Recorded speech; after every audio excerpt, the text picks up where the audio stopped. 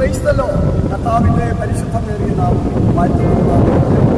ഞാൻ മുതലക്കുഴി എന്ന് പറയുന്ന തിരുവനന്തപുരത്തുള്ള മുതലക്കുഴി എന്ന് പറയുന്ന ഒരു വലിയ പുഴയുടെ നടുവിലാണ് ഞാൻ നിൽക്കുന്നത്. എൻ്റെ ബാക്കിൽ കാണുന്നത് കടലാണ്, മനോഹരമായ ഒരു കടൽ. പക്ഷേ ഈ കടലിൻ്റെ തിരമാലകൾ തള്ളിക്കയറുന്ന ആ ഉദാരമാകുന്ന ശബ്ദവും ഭയപ്പെടുന്ന തരത്തിൽ തിര തള്ളിക്കയറുമ്പോൾ ഒരു കാര്യം എനിക്ക് ഓർമ്മ വരികയാണ്. ഒരിക്കൽ യേശു കർത്താവ് ആമേൻ താൻ അക്കരയ്ക്ക് യാത്ര ചെയ്യുമ്പോൾ, ശിഷ്യന്മാരുമായി യാത്ര ചെയ്യുമ്പോൾ തിരമാല തള്ളിക്കയറി. അതായത് ഒത്തിരി തിരമാല തള്ളിക്കയറി പടകിനെ മുക്കുന്ന തരത്തിൽ പ്രതിസന്ധികൾ ആഞ്ഞടിച്ചു. അവർ ഭയപ്പെട്ടു, നിലവിളിച്ചു, ഗുരു, ഞങ്ങൾ നശിച്ചു പോകുന്നതിൽ നിനക്ക് വിചാരമില്ലയോ എന്ന് ചോദിച്ചു.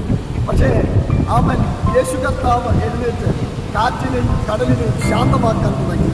എന്നെ കേൾക്കുന്ന പ്രിയപ്പെട്ടവരെ, ഈ തിരമാല പോലെ പലവിധമായ പ്രതിസന്ധികൾ നിങ്ങളുടെ ജീവിതത്തിൽ ആഞ്ഞടിക്കുന്നുണ്ടെങ്കിൽ ഭയപ്പെടേണ്ട.